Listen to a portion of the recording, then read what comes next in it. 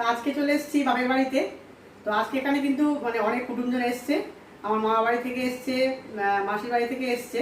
তো দরকারে এসছে ওরা, কোনো অনুষ্ঠান কিন্তু নেই আজকে। তো রান্না বান্না অনেক কিছু হয়েছে, তারা দেখায় কী কী রান্না হয়েছে। এখানে রয়েছে এটা নোটে শাক ভাজা,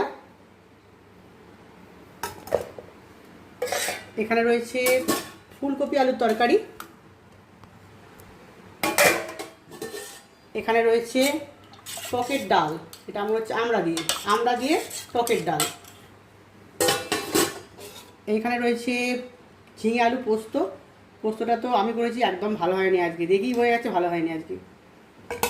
আর এদিকে দেখিয়ে দিই আগে, এইখানে রয়েছে আলুর দম, এটা জলখাবারে হয়েছিল।